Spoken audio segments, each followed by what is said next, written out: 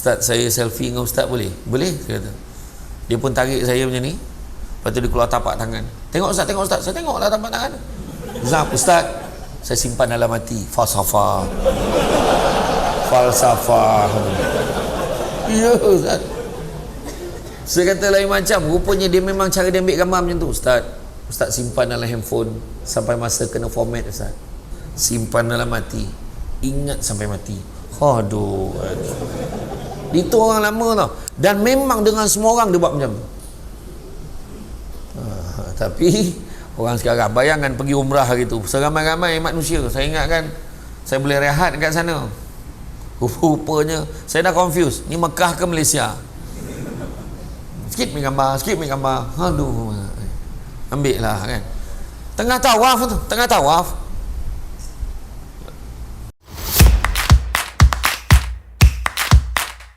A'udzubillahi minasyaitonirrajim. Bismillahirrahmanirrahim. Assalamualaikum warahmatullahi wabarakatuh. Alhamdulillahillazi arsala rasulahu bil huda wa dinil haqqi liyuzhirahu ala dini kullihi wala karihal kafirun wala karihal musyrikun wala karihal muslimun. Subhanaka la ilma lana illa ma 'allamtana innaka antal alimul hakim. Rabbi syrah li sadri wa yassir li amri wahlul 'uqdatam min lisani yafqahu qawli. Alhamdulillah, syukur kepada Allah Subhanahu wa taala, segala puji bagi Allah Tuhan sekalian alam. Salawat dan salam ke atas junjungan besar Nabi Muhammad sallallahu alaihi wasallam. Masih banyak ucapkan buat tuan pengurusi acara, bahagia tuan imam, barisan jantan kuasa masjid dan seterusnya, juga pemimpin-pemimpin yang berkesempatan hadir, tuan-tuan dan puan-puan yang dirahmati Allah sekalian. Alhamdulillah. Tajuk pada malam ini yang diberikan adalah rumah tangga menuju syurga. Jadi bila sebut semua orang nakkan rumah tangga yang bahagia. Tak ada siapa pun yang kahwin nak saja cari masalah dalam rumah tangga. Tak ada. Kalau boleh. Tapi masalah memang tak dapat dielakkan. Masalah tak dapat nak dielakkan. Alangkan lidah lagi tergigit katanya. Alangkan lidah lagi tergigit. Ini kan pula suami isteri tentu ada perbezaan, tentu ada persamaan tertentu, tapi ada juga perbezaan, selisih faham, selisih pendapat dan sebagainya.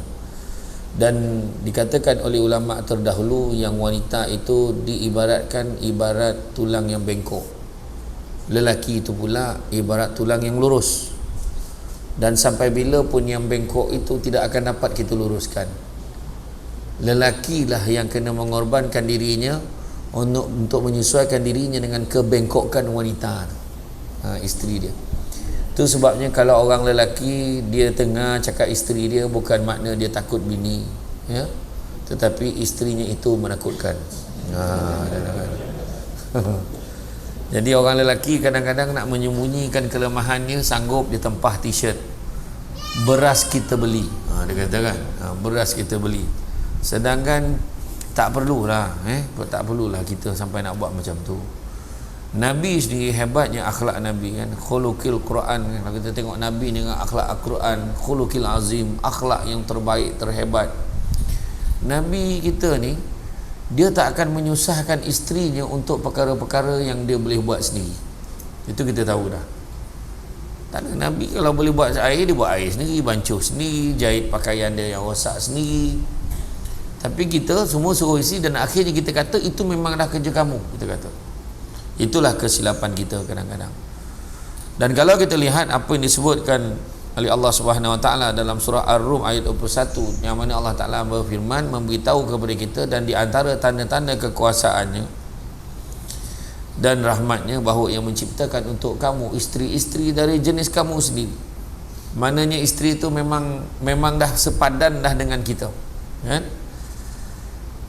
Supaya kamu bersenang hati, cenderung tentram kepadanya dan hidup mesra dengannya, dan dijadikan di antara kamu suami isteri perasaan kasih sayang dan belas kasihan, mawaddah warahmah.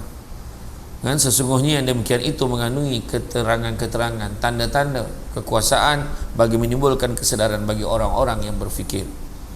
Litaskunu ilaiha, dalam ayat itu surah Ar-Rum ayat 21 itu memberitahu tentang ketentraman, kita rasa tenang, balik rumah rasa lapang.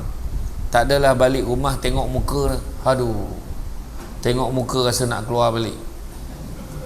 Ya, orang perempuan pun sama, aduh, buaya ni dah balik pula, dia kata. Buaya, rimau, semua binatang keluar, istilah kan.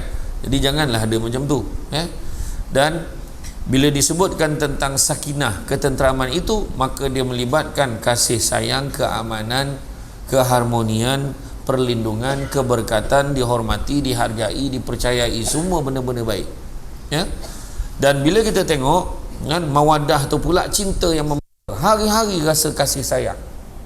Jadi hari-hari rasa kasih sayang. Dan Allah Ta'ala jadikan orang lelaki ni tulang yang saya kata tadi tu, boleh menyesuaikan dengan kebengkokan. Itu sebab talak tu, kuasa talak diberikan pada lelaki, bukan pada perempuan. Kalau bagi pada perempuan, hari-hari kita diceraikan. Kajak-kajak pergi masjid, manung, pahal je tu. 3 kali hari ni dia dah. 3 kali dia kena cerai hari tu. Contohlah kan. Seawal dia datang masjid. Tak adalah, bukan perempuan sini lah, tempat lain. Perempuan sini dia sabar. Agaknya lah. Macam tu. Jadi, dan rahmah pula, cinta, kasih sayang, lemah lembut, sayang, bersedia untuk memberikan segalanya, membantu, menghargai, rasa rela berkorban, macam tu. Jadi makna kata ketenteraman, kebahagiaan, yang penting nak bawa ke syurga. Nak bawa ke syurga. Macam mana? Nak masuk syurga macam mana pula? Nak masuk syurga tentulah dengan rahmat Allah. Habis nak dapat rahmat Allah macam mana pula? Kena ibadah banyak-banyak. Kena ibadah banyak-banyak. Datang masjid jangan datang seorang-seorang macam kita seorang yang nak masuk syurga. Contoh ajaklah anak-anak sekali, dah jom siap pergi masjid, macam tu. Ataupun ajak orang perempuan saya, jom yang hari ni kita semayang kat masjid, jom. Datang. Dan isteri buat tak banyak cerita, penat lah, malas lah, nantilah. Gagal lah tu.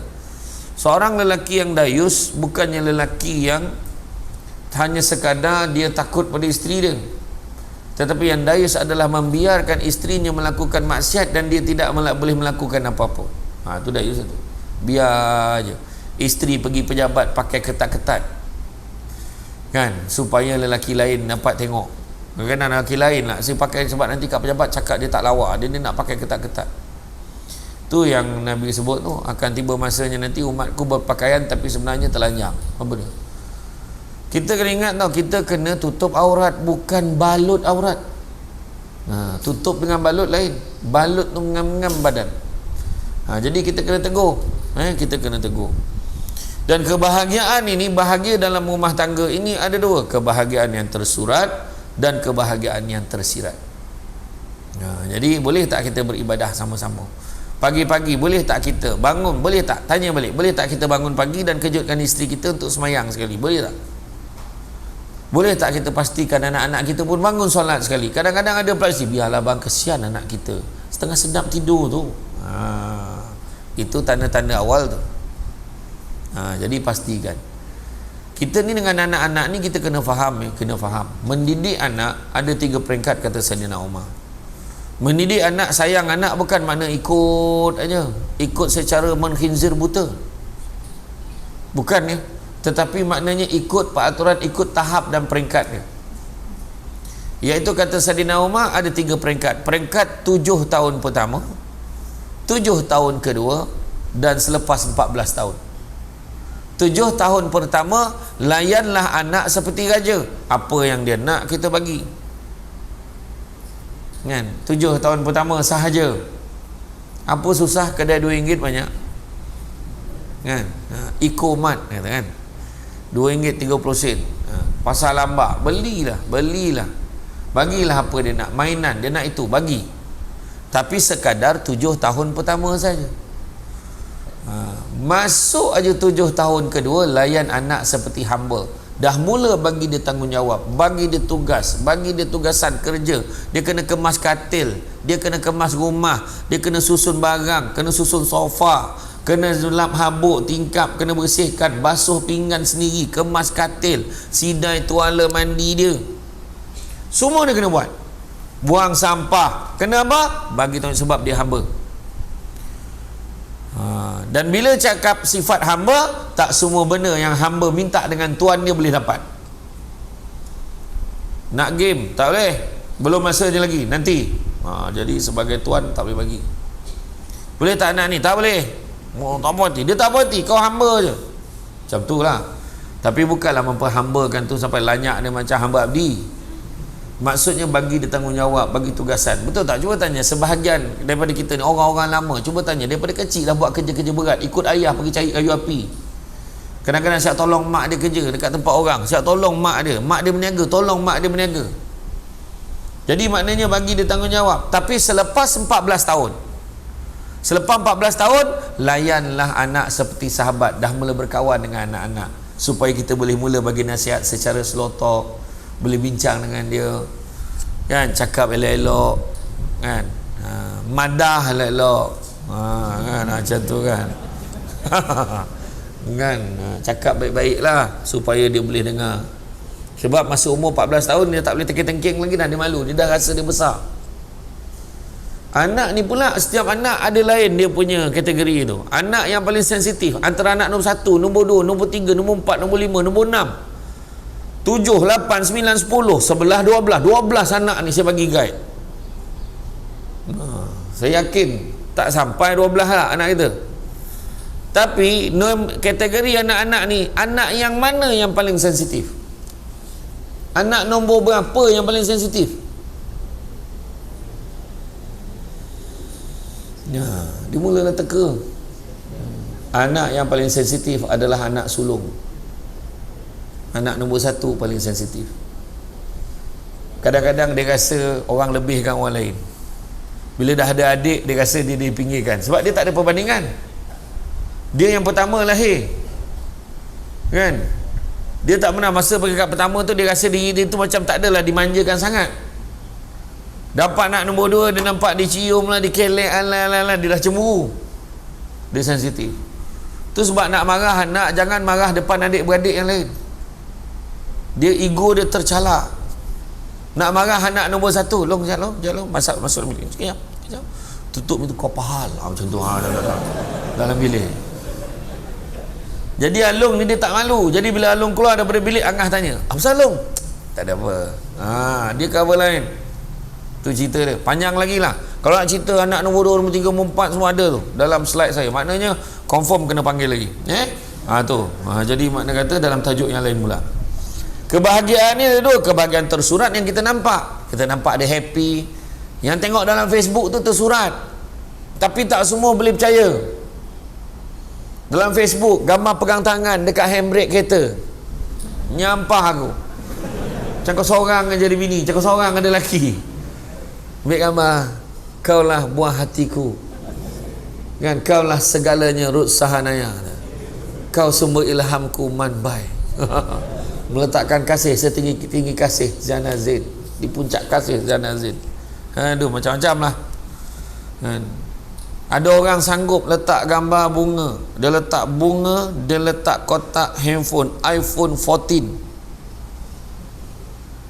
Dia mula confused, dah keluar ke? Dia letak gambar iPhone 13 Max Pro. Oh my, letak gambar tu, siap caption, thanks for my beloved hubby for this lovely gift, I love you sayang. Dia nak sangat orang komen, tahniah lah, untunglah. Bila nak open table, bestnya, kan, birthday dia, dan dia rasa seronok sangat. Yang paling best tu, rupa-rupanya handphone dengan bunga tu tadi dia beli sendiri. Dan yang paling teruk, orang ni sampai satu tahap, bila dia sampai satu tahap, dia berpenyakit. Nama penyakit tu split personality disorder. Dia create satu lagi account, dia wujudkan satu lagi personality untuk komen balik dekat post dia tu dan puji dia, sebab awak ni dah lah cantik, bagus, baik, tahniah lah, semoga, dan semua orang sayang kat awak, saya cemburu tengok awak. Dia puji orang ni dan dia yakin itu orang lain. Itulah tahap manusia hari ini. Orang gila semakin ramai. Ya. Betul, dia split personality, dia akan nampak normal. Kita boleh tengok dekat pejabat kita, orang bergurau dengan orang lain ni boleh bergurau, tapi macam cakap dia sikit, dia sensitif terlebih sikit. Ada masalah tu. Nampak tak? Kan? Iya. Ada orang tu ambil gambar dengan saya je, ambil gambar, sekejap dia menung tengok, tak ada orang like lagi ni. Kenapa tak ada orang like? Tolonglah like.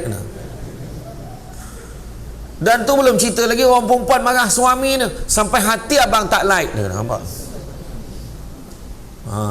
Betul, benda ni jadi masalah pula. Kan? Sebenarnya kebahagiaan ini bukan untuk kita zahirkan kepada orang lain. Memadai kita zahirkan pada pasangan kita. Sebab kita kena faham, apa yang kita postkan dalam media sosial, tak semua orang gembira melihatnya.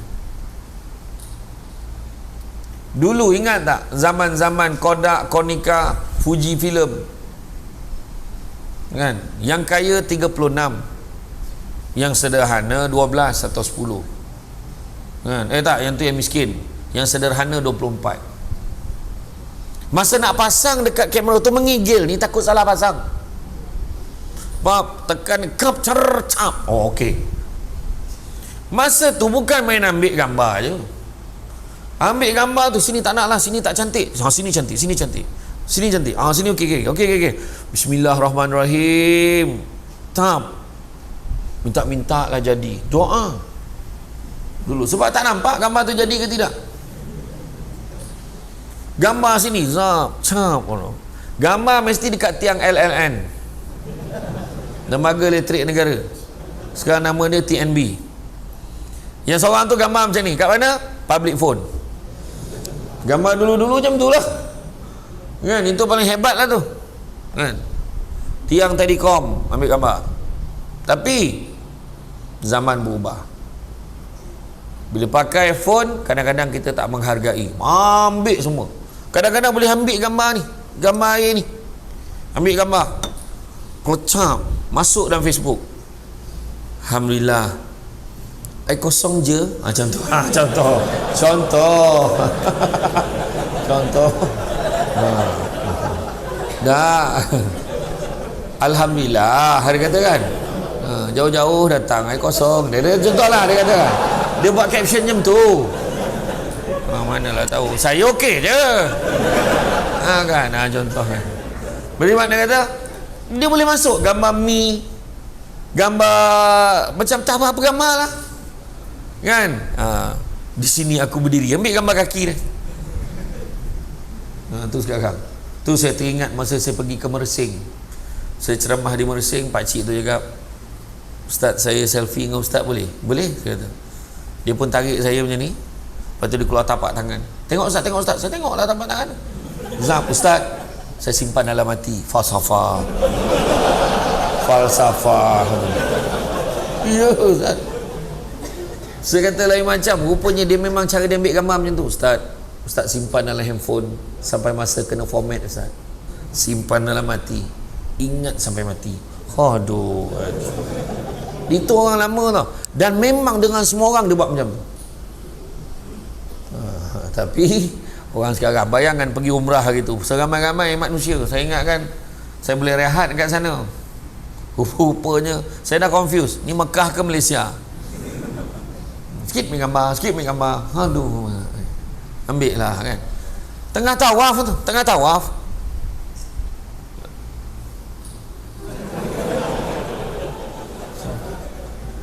Saya kemam. Jangan ni.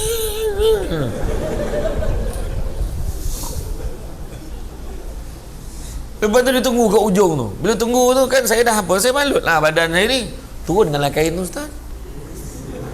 So intibak dia nak suruh apa? Kau nak tengok BCG aku? Teruk betul. Memang ramai orang itu. Masa saya pergi bulan 3 tu ramai betul. Ramai. Berhenti dekat Hajar Rehat Al Jazeera tu 25 ke 30 bas, semua orang Malaysia. Nak masuk semayang pun problem, nak pergi ambil wuduk pun problem, dalam toilet tu besok je lah kencing, saya kata. Ramai betul. Ada satu makcik tu dia kejar saya, "Ustaz, ambil gambar boleh tak?" "Bukan semalam dah ambil ke?" "Semalam baju lain," kata. Ni zaman sekarang semua tunjuk kat orang. Ada satu makcik tu dekat Rompen, Pahang. "Ustaz, menggambar boleh Ustaz?" "Boleh." Ramai-ramai lah ni, ketua kampung, orang kampung. Sebab saya masa tu program dengan TV Hijrah, My House, repair rumah orang susah kan, dekat Rompen. Nanti boleh tengok dari YouTube tu, My House Rompen tu. Lepas tu ketua kampung tu ajak lah makan malam tu, makan ramai-ramai. Lepas tu makcik tu ambil gambar, boleh. Ramai-ramai ambil gambar. Yang lelaki kat depan, yang perempuan semua, makcik-makcik pun berdiri kat belakang. Tiba-tiba satu makcik tu bersuara kat belakang, "Free size," dia kata.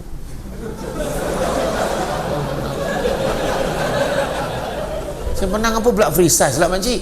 "Alah, yang macam ni tu, itu freestyle," kata. Tapi dia confident. Semenjak pada tu saya pun cakap free size, dia kata. Macam tu lah. Jadi tak semesti, tak perlu kita tunjukkan ke orang. Dulu kita ambil gambar family kita, apa yang kita buat? Kita masuk dalam album, kita susun satu-satu, kemudian kita dengan family tengok, Allah gembiranya. Sekarang mana ada? Yang ditunjuknya tunjuk pada orang. Contoh bab makan, tengok bab makan kan, bab makan kita tengok macam mana. Kalau kita bawa balik kan, kita bawa balik daripada luar, Nabi ajar kita bawa balik makanan daripada luar. Bawa balik daripada luar, bawa balik rumah, Nabi kata hendaklah kamu sembunyikan daripada pandangan jiran kamu, melainkan kamu nak bagi jiran kamu sedikit. Tu Nabi ajar. Ini saja pula kan, tunjuk kat orang public pula tu kan. Lainlah kalau buat review, nak tunjuk, nak promotekan kedai tu, suruh kedai tu datang ramai-ramai kat kedai ni, memang terbaik kan, memang terbaik, laksa Sarawak, king laksa. Contoh mi kolok sedap sampai ke siku. Sedap betul tu. Ada kawan saya seorang tu memang sedap, meninggal kalau makan. Contoh punya sedap, punya meninggal. Dia pakai ayat dia meninggal tu sedap sangat kan tu. Ada. Jadi mana ni tak lagi ditunjuk. Malahan Nabi pesan, kalau anak kamu makan makanan, jangan makan di depan rumah, takut anak jiran nampak nanti diminta pula. Dan dia menangis kerana nakkan makanan yang sama. Sampai macam tu sekali lah Nabi ajar gitu. Ni sajalah kita tunjuk-tunjuk dengan orang kan. Jangan macam tu. Ada satu gambar, ada seorang sahabat ni, dia masukkan gambar, dia renovate rumah semi-D. Rumah semi-D dia renovate daripada awal, buruk keja sampai rumah tu siap. Dan dia boleh tulis bila dah siap tu, Alhamdulillah, siap juga pondok burukku ini. Saya kata, ya Allah, apa tujuan kau buat macam ni? Orang yang tengok marah kadang-kadang. Yelah, nak belagak lah tu, nak tunjuk lah ni, nampak tak? Jadi hati-hati. Kebahagiaan yang tersirat, yang tak nampak. Ni yang kita tahu kan. Pembentukan keluarga bahagia mestilah berlandaskan kasih sayang. Tanpa kasih sayang, sebuah keluarga akan sentiasa terumbang ambing dan tidak kukuh. Sayang. Zaman sekarang kena sebut, yang abang sayang sangat kat isteri abang ni. Macam tu cakap lah kan. Kalau yang kat Sarawak ni, kucing ni lain, dia kata kami sayang sangat dengan kita, macam tu lah. Betul macam tu, macam tu. Boleh lah boleh kan. I love you, dia kata. Ada I sayang sangat kat you, you sayang kat I, macam tu kan. Jadi kena sebut. Zaman sekarang memang kena sebut. Kat rumah tu sebut lah betul-betul, depan anak-anak. Bila makan, sayang, bukalah mulut. Abang, anak nampak kot. Nampak kan? Itulah silap kita. Biarlah anak nampak, Yelah, dia pun buka, dia pun suap. Bila suap anak tu, uyuh. Tapi anak nampak kebahagiaan tu. Nampak tak? Kan? Kedua, sikap tolak ansur dan memperbanyakkan kesabaran. Memang kena banyak tolak ansur dalam rumah tangga. Suami kena sabar dengan isteri, isteri pun kena sabar dengan suami. Kan? Suami memang perangainya begitu. Buka baju, situ tinggal. Kadang-kadang kan? Kadang-kadang baju tu dia nak sangat pakai, lepas tu dah tersangkut kat kursi. Yang isteri jangan marah, abang, macam tu. Kadang orang perempuan cara tegur kena betul. Jadi orang perempuan dia dah siapkan bakul. Abang tak nampak ke bakul tu? Letaklah dalam bakul tu. Yang suami sebagai ketua dia ego. Aku suami kan? Kata aku lah nak letak mana? Engkau sibuk pahal. Kalau kau nak letak dalam bakul, kau letak sendiri dalam bakul tu. Dia marah. Nampak? Kan tak ngam tu. Orang perempuan kena pandai bila nak cakap dengan suami. Abang, boleh nak cakap sikit dengan abang? Jangan risau. Itulah saat yang paling merisaukan seorang lelaki.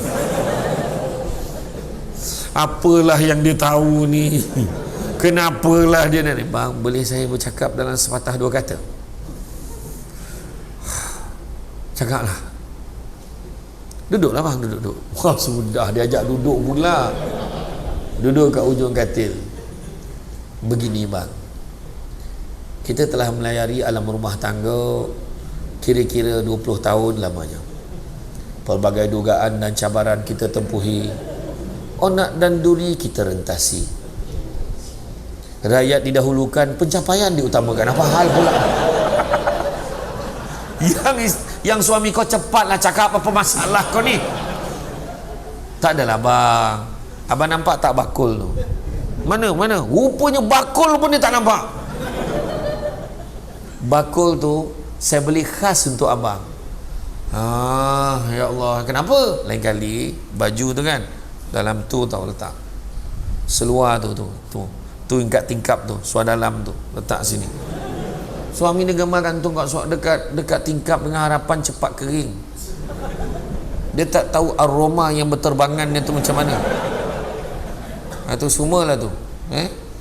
Dah lah 18 lubang macam lubang golf. Banyak saja. Letak dalam bakul. Okey. Jadi suami tu faham. Suami ni kena cakap elok-elok, dia ego. Lelaki ni dia ego tinggi. Jangan kita tegur dia terus naik chorus, sabar orang perempuan Dan orang lelaki pula kena faham dengan orang perempuan. Orang perempuan ni makanan dia adalah puji-pujian. Itu makanan orang perempuan. Orang perempuan ni kena puji dia. Cantik betul isteri abang ni. Apa yang cantik sangat ni? Alah, cakap je lah nak apa. Orang perempuan tu masalah dia bila puji dia memang macam jual mahal, tapi dia dalam hati melompat-lompat tu. Yes. Iya, cakap elok. Cantik betul isteri abang ni. Ya Allahu Akbar. Bila dia happy, suruhlah dia sign apa pun. Dia sign.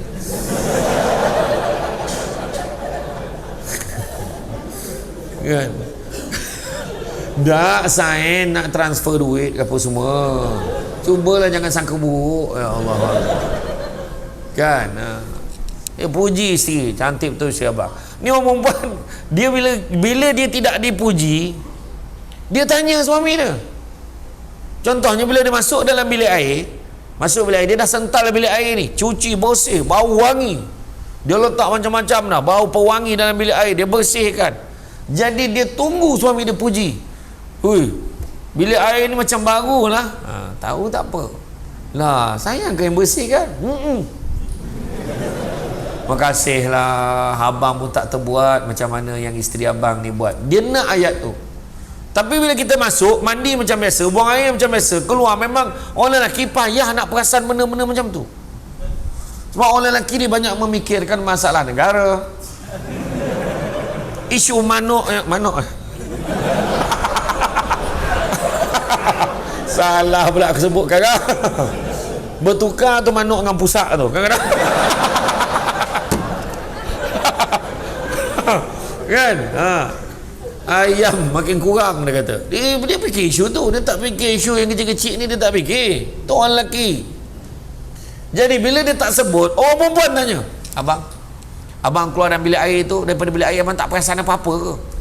Orang lelaki dah mula berdebar, dah apa pula yang berlaku dalam bilik air ni? Dia pun pandang balik, nampak sama ya.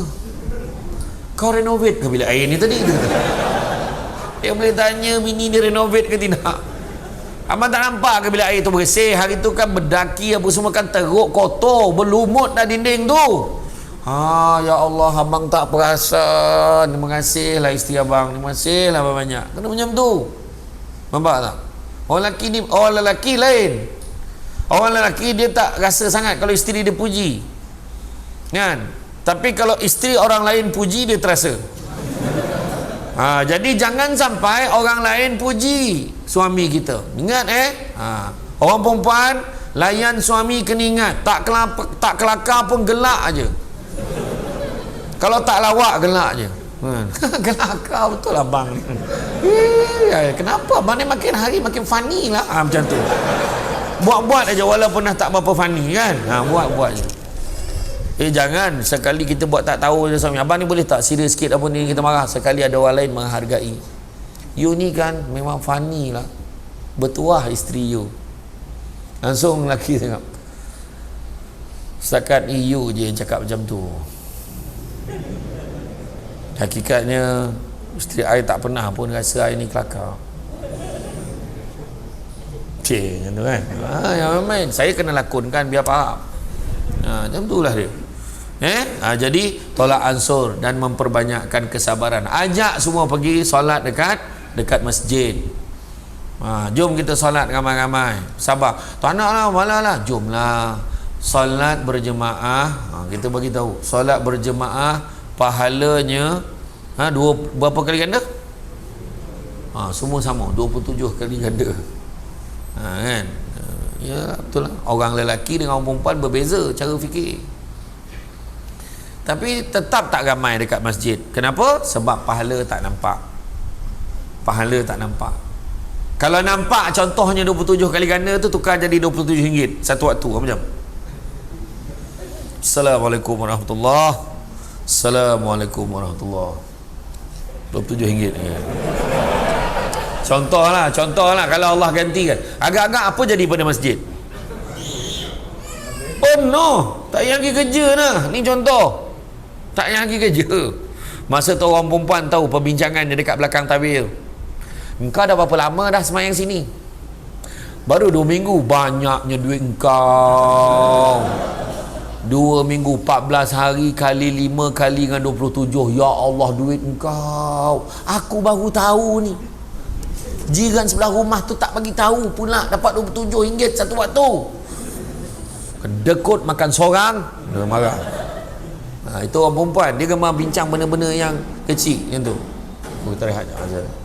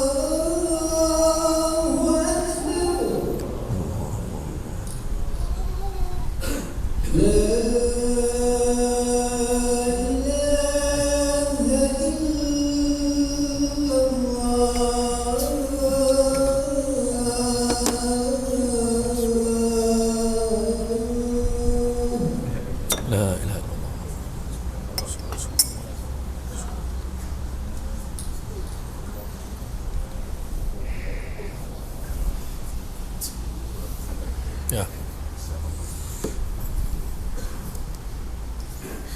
Okey, kita sambung. Jadi kalaulah orang nampak, dah tentu ramai dalam masjid. Silap-silap parking sampai keluar, orang semayang kat atas jalan. Lepas tu orang marah.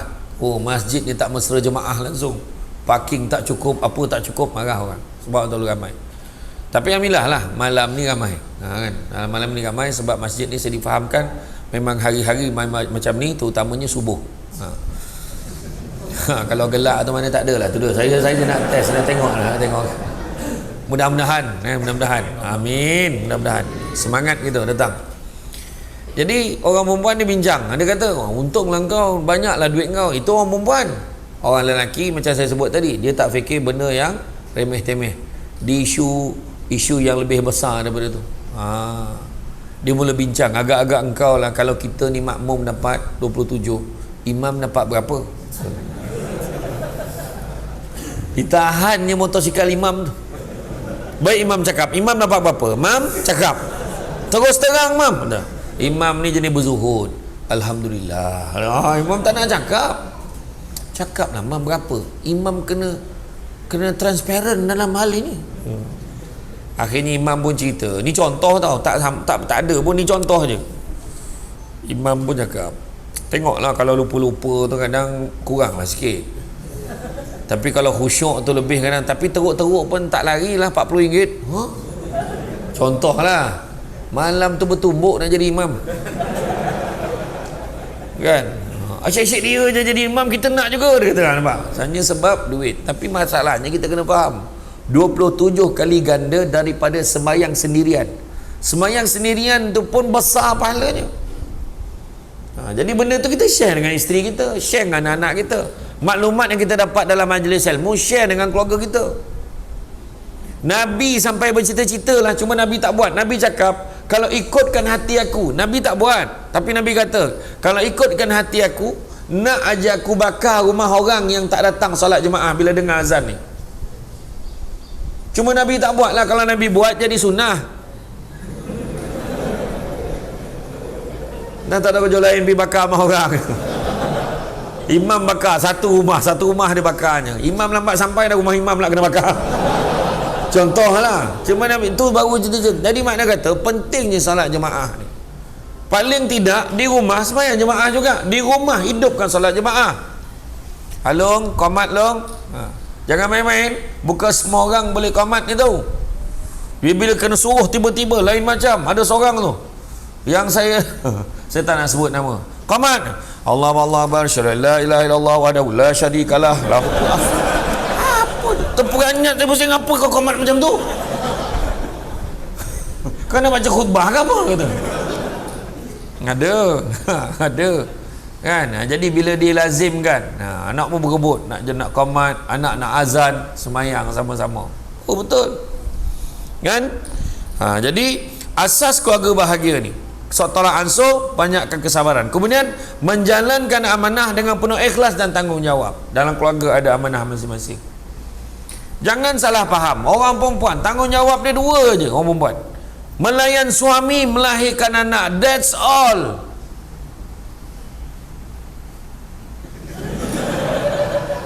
Melayan suami, melahirkan anak, itu saja. Jadi orang perempuan, kalau suami kata on tak on, macam tu bang. Yang faham, tak faham sudah.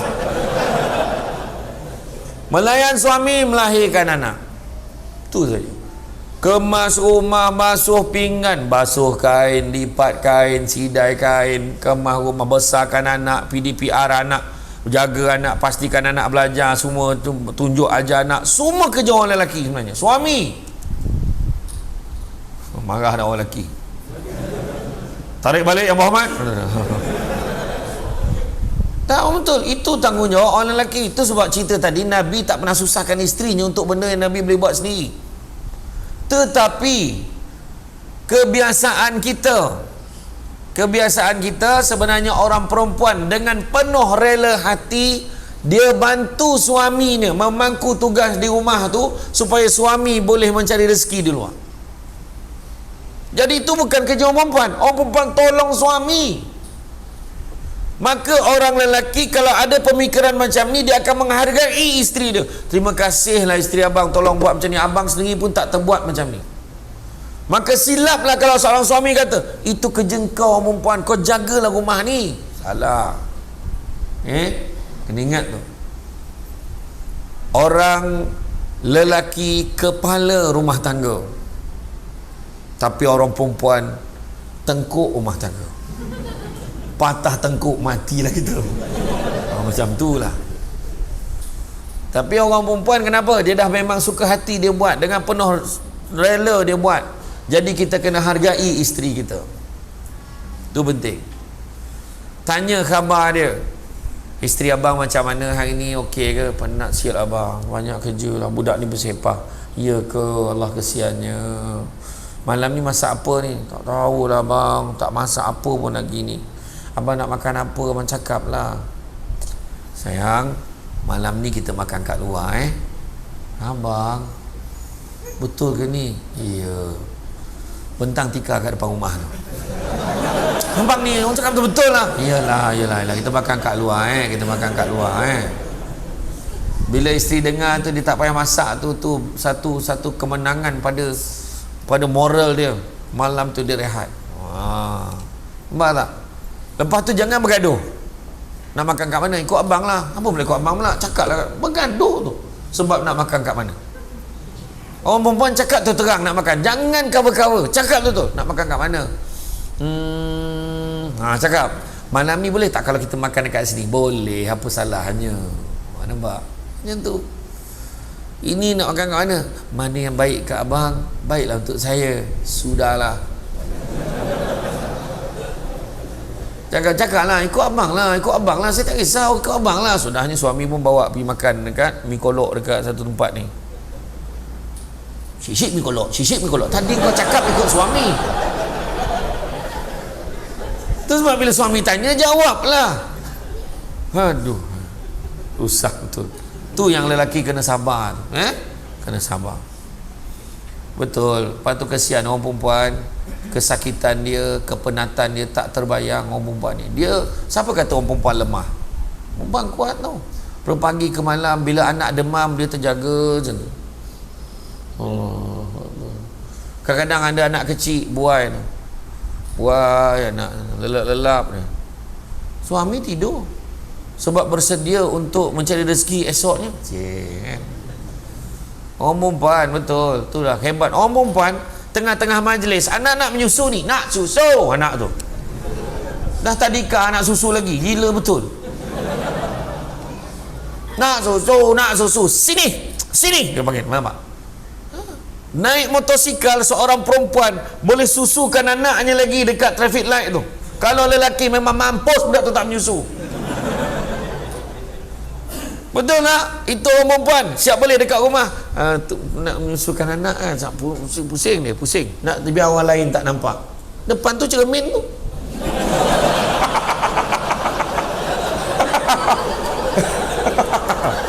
Bayang tu. Betul, itulah dia hebat orang perempuan. Orang perempuan dia boleh tak makan, yang penting anaknya makan. Tu dia. Tu sebab kita kena hargai. Lelaki dengan perempuan memang berbeza, tapi lelaki bertindaklah sebagai ketua. Dan orang lelaki kalau orang perempuan minta tolong, abang suami pun nak solat ni, auzubillahi minasyaitanir rajim, solat zuhur, auzubillahi minasyaitanir rajim, bismillahirrahmanirrahim. Bang, apa dia ni? Abang tolonglah bang, ni kain ni berat ni bang, tolonglah bang, nak bawa pergi ke tempat penyidai tu. Sekejap lagi boleh tak abang solat dulu? Iyalah. Ataupun suami ataupun isteri dia kata, alah bang nak sekarang bang, ni tengah panas ni, kau angkatlah sendiri. Allah bang. Anda kata isteri tu angkat juga dan jatuh, berdosa suami tu. Kena tolong. Okeylah sekejap, tak apalah, jangan laksanakan tanggungjawab kita, bantu dengan kekuatan kita, bawa dekat tempat sidai kain tu. Dah okey bang, makasih tau bang. Lepas tu solatlah kita. Allahu Akbar. Kita dah jalan tanggungjawab kita. Tapi bila lelaki dah angkat sampai ke tempat sidai tu, orang perempuan janganlah bang dah halang-halang angkat tu, sidai lah sekali rambut. Jangan lebih-lebih tu kena ingat. Jadi itu dia tanggungjawab. Dan kadang bab tanggungjawab ni yang paling kita kena bezakan dengan bab nafkah, bab nafkah. Orang lelaki kena wajib bagi nafkah pada isterinya. Seperti mana kamu punya hak ke atas isteri kamu juga punya hak ke atas kamu. Nabi beritahu dalam khutbah terakhir Nabi. Kan, hendaklah kamu memberikannya makanan, pakaian dan tempat tinggal dengan suasana kasih sayang. Tengok Nabi sebut dengan suasana kasih sayang. Bagi nafkah ni kasih sayang, bukan nah ambil puas hati kau, bukan. Sayang, ni duit bulan ni sudilah terima daripada abang. Oh, macam tu. Ataupun bagi dekat isteri yang tak adalah banyak sangat. Ambil lah 2,000 macam. Orang perempuan setuju tak? Setuju tak? Orang perempuan setuju tak? Tak. Kacau ni.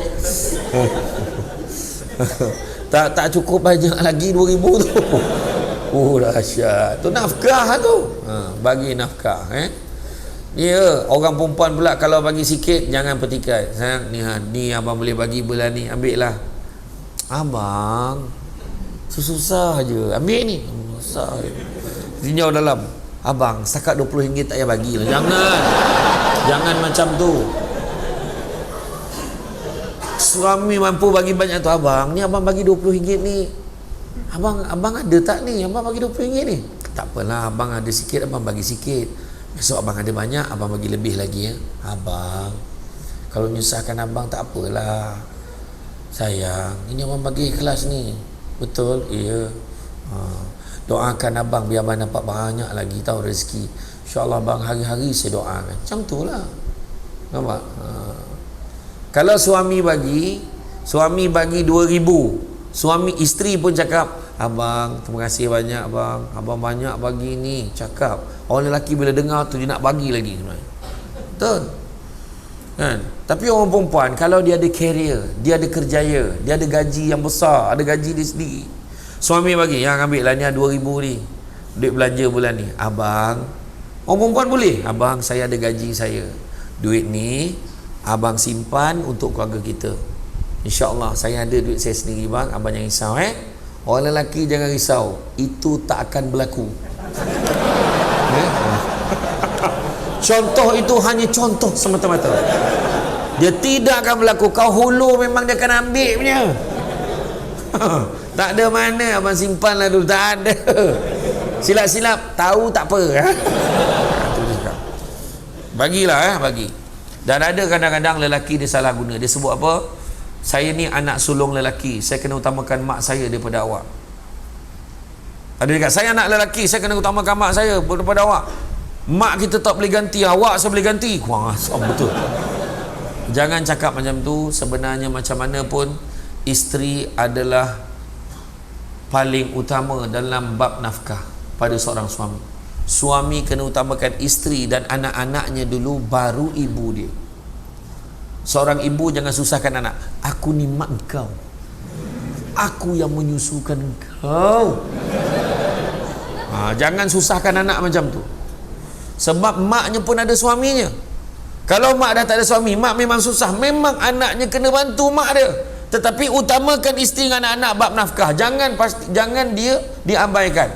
Sebab kalau seorang isteri tidak reda seorang suaminya itu tak bagi nafkah, maka suaminya itu berhutang di sisi Allah. Kena ingat tu. Habis tak, kalau ngam-ngam aja duit saya hanya boleh bagi seorang, takkan saya nak bagi isteri saya tak bagi mak saya. Kena fikir benda tu sebelum kahwin sebenarnya. Kan Nabi ajar kita, kalau nak kahwin, pertama tengok lijamah, lihat, tengok kecantikan dia, tengok ketampanan, wajah dia cantik, suami tu cantik, isteri tu cantik. Kena tengok juga cantik tu pertama. Sebab kalau muka tak boleh blur kan, macam mana kan? Dia kalau kita nak hidup dengan dia bukan sehari dua, sepanjang hayat ni. Tetapi Allah istimewanya, Allah Maha Suci Allah bagi mata kita berbeza setiap orang. Kita nampak muka tu cantik ke? Cantik lah. Macam mana kau cakap dia cantik? Sebab mata berbeza-beza. Di Jamalia aku bilang 5 lihat, tengok harta dia, tengok keturunan dia, dan tengok agama dia. Dan kalau tak ada, paling tidak tengok agama dia. Selamatlah yang lain itu, insya-Allah akan datang juga. Muka tak lawa boleh adjust. Harta tak berapa ada, dengan berkat ketaatan pada Allah dan Rasul mungkin Allah akan murahkan rezeki kita. Keturunannya mungkin bukan keturunan baik, tapi berkat ketaatan pada Allah maka terlahirlah generasi yang baik-baik. Macam tu ya. Kemudian mewujudkan pergaulan yang baik, jauh dari sebarang kemungkaran, kemaksiatan, penganiayaan dan kezaliman ya. Jangan kita bergaul dengan kasar, jangan kita maki-memaki dalam keluarga, itu bukan caranya. Menurut hadis Nabi, asas keluarga sakinah itu ada 4 perkara, 4 hal yang menjadi faktor mendatangkan kebahagiaan keluarga. Pertama, suami isteri yang setia, soleh solehah. Pertama. Yang kedua, anak-anak yang berbakti. Anak-anak ni dia tolong mak dia. Nampak mak dia tak sihat, mak hari ni Alun tak payah sekolah lah, kesian mak, tak ada orang jaga mak ni. Allah, mak tu dengar sihat terus. Betul tak? Kalau ada anak macam tu, adab itulah kelebihannya bab adab. Dalam Malaysia hari ini, minta maaf cakap, kita sedang menghadapi krisis yang sangat kritikal dalam bab adab. Anak-anak dah tak hormat orang tua. Minta maaf, saya bagi contoh. Ini bukan kata nak apa, tengok dalam parlimen, contoh dalam parlimen, bukan kata parti-parti mana, menjerit sana menjerit sini, adab tak ada. Nampak? Tengok jiran dengan jiran, tak ambil tahu dah jiran sebelah. Di Putrajaya, bayangkan, dah 7 hari mati dalam rumah baru tahu. Kenapa jadi macam tu? Adab. PDPR hari tu, berapa ramai anak-anak murid, pelajar-pelajar tak buka kamera bila cikgu mengajar. Sedangkan dia bagi alasan tak ada data. Sebenarnya ada data, tapi dia main game. Berapa ramai? Isu apa? Isu adab. Banyak sangat isu adab hari ini. Bertuahlah kalau orang-orang tua hari ni boleh nampak budak-budak di masjid tegur, pakcik sihat ke? Nampak macam tak sihat je, pakcik dah makan ubat ke belum? Boleh jumpa ke budak macam tu sekarang? Susah. Bab adab ni, makan sirih berpinang tidak, pinang ada di kota Melaka. Makan sirih mengenyang tidak, tagah dek budi dengan bahasa. Budi bahasa dah makin tak ada, tegur menegur dah makin kurang. Kadang-kadang naik motor, horn pun tidak. Kita horn, tin, pandang balain. Hari ni adab. Tu sebab Imam Malik kata, biar ilmu sikit tapi jangan tak ada adab. Nabi dalam beritahu dalam bab mendidik anak pun Nabi sebut apa? Ta'dibu auladukum bisalasati asya. Adabkan anak-anak kamu tu dengan 3 perkara. Ta'dibu tu dia kata maksud mendidik, tapi mendidik dengan adab tu, adabkan anak kamu dengan 3 perkara. Pertama, bihubi Rasulullah sallallahu alaihi wasallam, ajar dia sayang Rasulullah. Kedua, bihubi ahlihi, ajar dia sayang dengan ahli keluarga Nabi. Dan ketiga, biqiraatil Quran, ajar dia membaca Quran. Nampak? Adab. Dulu kita banyak belajar adab dengan guru mengaji kita. Masa kecil-kecil baca Bismillahirrahmanirrahim, duduk bawah, guru duduk atas, betul tak? Auzubillahi Bismillahirrahmanirrahim. Alif date alif bawah i, lip depan u, a i u, pandang u, bagi badate bada bawah bi, pada depanmu babi bu. Baca lain. Ain date alam date la mim ya mati bawah minun date na. Apa bunyinya? Panjanglah pula apa bunyinya. Patut bunyinya alamina, dia pula salah panjang pendek. Alamina, tengok panjang pendek. Alamina, baca balik. Betul tak? Dah mula nak menangis nak. Ainatia nam datila ya. Betul tak? Adab belajar dengan guru. Dulu-dulu nak menghantar anak mengaji dengan guru, Ustaz, tolong ajar anak saya, boleh tak Ustaz minta tolong sangat Ustaz. Ustaz tu pun cakap, minta maaf lah, anak murid saya ramai dah, saya takut saya tak boleh ajar dengan baik nanti. Tolonglah Ustaz, ni hajat sangat, hajat saya ni Ustaz, tolong sangat Ustaz. Yalah, kalau dah percaya tu, yalah, saya terimalah. Ni Ustaz, ni rotan. Kalau apa-apa hal rotannya, jangan mati sudah. Dulu macam tu. Hari ni dia tahu dekat masjid ni buat belajar mengaji, kan? Ayahnya boleh bagi. Nah, ambil RM50, kau tunjuk dekat ustaz tu, kau pergi belajar kat sana. Betul tak? Adab ayahnya pun tak ajar adab. Tengah belajar mengaji, ayahnya nak ambil tin kat luar. Adab tak ada. Mbak nak. Ni cuba tengok ni. Ni adab ni. Cawan ni beralas. Tak kisahlah air kosong ke, tapi dah. Tengok, alas ni penting. Sebab apa? Macam ni lah sepatutnya seorang isteri memberikan air minuman kepada suami. Bang, jemput minum bang. Suami capai, terima kasih lah banyak. Lepas tu suami pun pegang, Bismillahirrahmanirrahim. Ini tidak. Bang, jemput minum. Kau ingat ni kelab malam? Nah, ini cakap betul. Betul tak mak ayah kita dulu macam mana orang dulu macam tu mesti beralas? Kalau bawa dulang macam ni, bagi cawan macam ni, pak, memang dia lempar kat orang tu pecah depan tu. Macam miskin sangat. Wahal memang miskin pun. Tapi nak bagi tahu bab adab tak boleh miskin. Kena hormat. Bayangkan kenapa kita salam cium tangan? Adab. Dengan orang tua salam cium tangan. Kenapa? Adab. Ubay bin Ka'ab, kan, seorang guru dulu, dia tengah menunggu mana ni, nak naik kenderaan mana ni. Siapa yang nampak? Imam Ibn Abbas, sepupu kepada Nabi. Bila dia nampak Ubay bin Ka'ab nak naik kenderaan, nak cari kenderaan, maka Ubay bin Ka'ab dapatkan satu kenderaan, tak disebutkan kereta kuda ke unta ke, tapi dibawa kenderaan. Naiklah Ubay bin Ka'ab, tapi Ubay bin Ka'ab ingat Imam Ibn Abbas pun sekali dengan dia. Rupanya dia berjalan naik kenderaan, tapi Imam Ibn Abbas mengiringinya dengan berjalan kaki. Kenapa engkau begini? Kenapa engkau berjalan kaki? Kau tak naik sekali dengan aku? Beginilah kami diajar oleh Rasulullah tentang adab menghormati guru kami. Macam tu. Hormat dekat guru ni, baru ada berkat.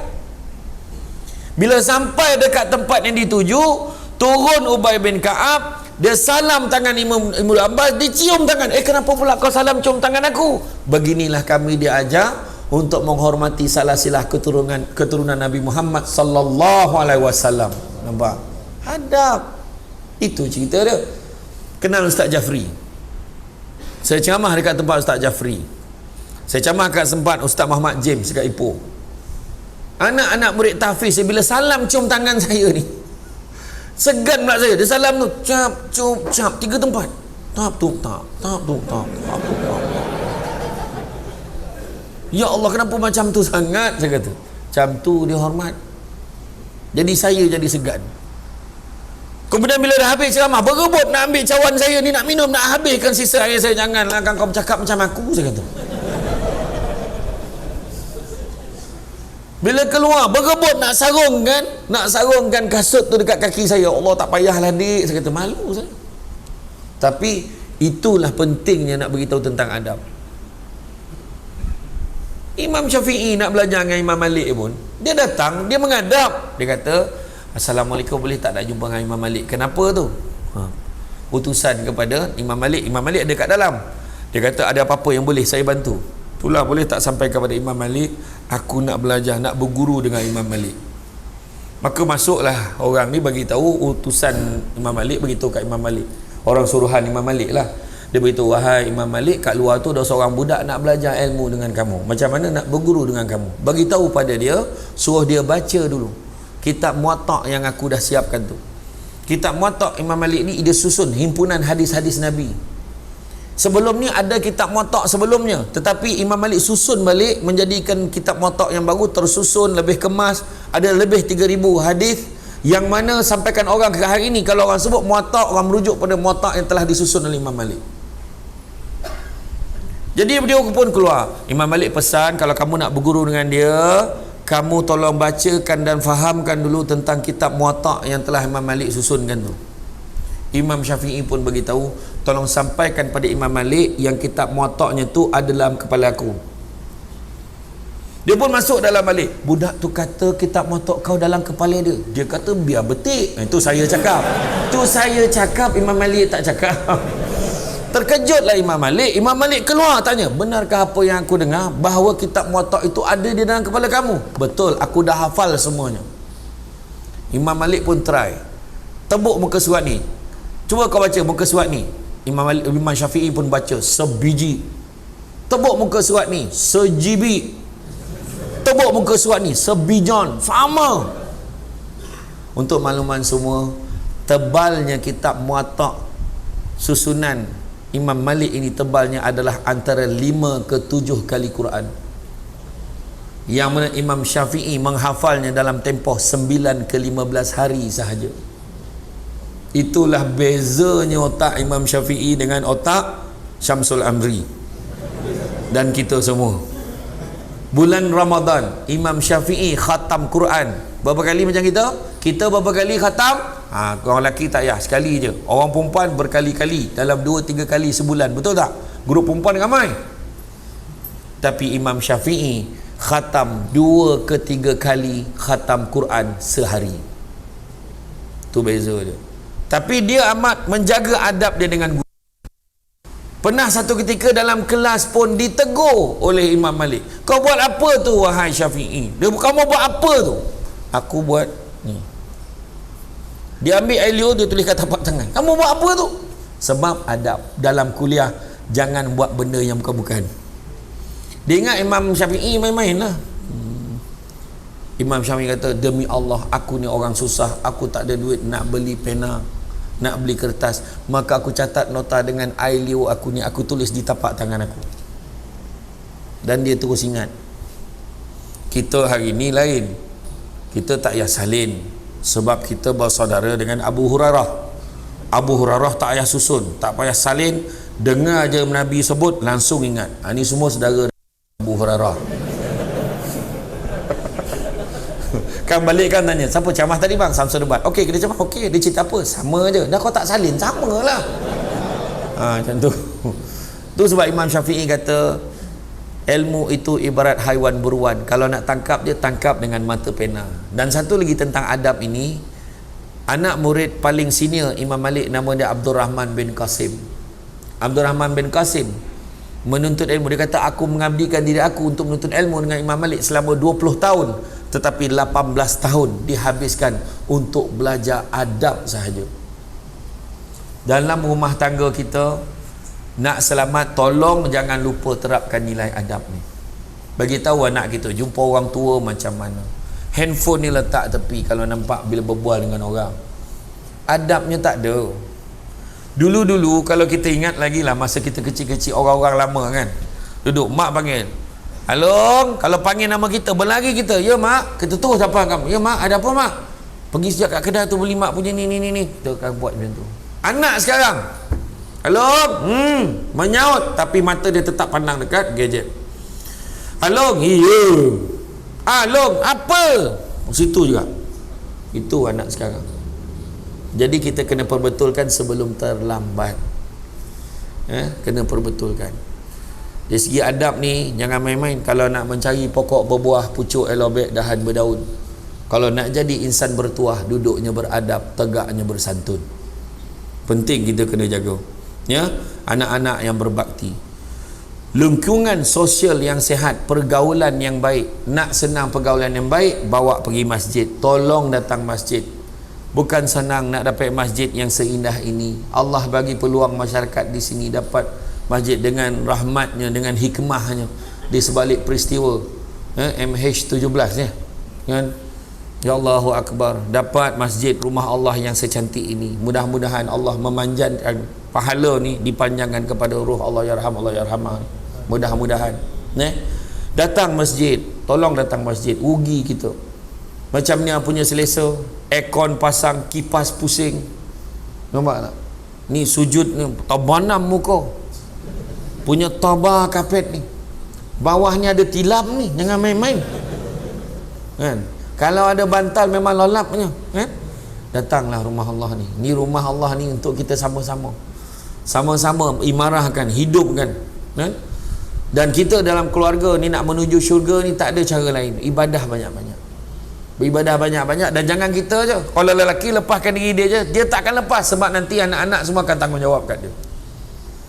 Ayah tak pernah marah pun tak pergi masjid, ayah tak pernah suruh solat pun, ayah okey je saya tak solat, habis ayah agak kena. Isteri pula okey je saya tak pakai tudung, suami tak pernah marah pun, suami okey je, so tolong jaga. Tuan-tuan dan puan-puan dan rahmati Allah sekalian, sebenarnya syurga ni adalah untuk kita semua. Tapi janganlah kita cakap kita ni macam mana pun sebagai umat Nabi Muhammad kena seksa macam mana pun lalas masuk syurga juga, so tak apalah kena seksa dalam berapa tahun dan masuk syurga. Amboi cakap jangan macam tu. Ibadah banyak-banyak, mudah-mudahan kita masuk dalam golongan orang-orang yang dikecualikan dari hisab. Mudah-mudahan masuk syurga tanpa roblok, mudah-mudahan. Nabi kata mari ikut aku masuk syurga terus, tak payah tanya-tanya dah. Nak tak macam tu? Kalau nak, kita datanglah ke masjid, mulalah memperkasakan ibadah kita, ajak keluarga kita, hidupkan suasana ibadah di rumah kita. Kunci bahagia dunia akhirat, pertama kunci rumah, sistemkan dalam rumah kita dengan sistem Islam. Kunci pejabat, cari rezeki yang halal, mudah-mudahan dengan rezeki yang halal dapat bawa keluarga masuk ke syurga. Kunci kereta, hala tuju nak bawa keluarga kita, bawalah ke arah yang diredai oleh Allah. Kunci syurga, ajak keluarga kita beribadah ramai-ramai. Dan kunci spare, kunci spare maksudnya suami ada kunci, isteri ada kunci, anak-anak ada kunci, mainkan peranan masing-masing. InsyaAllah mudah-mudahan kita berjaya di dunia dan di akhirat. Jadi tuan-tuan dan puan-puan rahmati Allah sekalian, cukup sekadar itu. Ikutkan banyak lagi perkara ni, nak cerita pasal akhirat, nak cerita pasal ni, banyak lagi sebenarnya. Jadi confirm kena panggil lagi jadi insyaAllah. Jadi tuan-tuan dan puan-puan sekalian, sesungguhnya kan dunia ni sementara aja sifatnya, termasuk keluarga kita ni. Jadi sementara kita berada dalam keluarga, tanamkanlah saham-saham yang baik dalam keluarga kita. Contoh, kita terapkan nilai untuk sembahyang berjamaah bersama-sama. Kita dah dalam kubur dah mati, dah masuk dalam kubur. Tiba-tiba anak kita yang baru kahwin, dia cakap dengan isteri dia, nanti setiap pagi kita solat subuh berjemaah, nak tak? Kenapa pula bang? Tiba-tiba je. Bukan apa, arwah abah-abang dulu dengan mak tak pernah tinggal solat subuh berjemaah, mengalir pahala untuk mak ayah dia.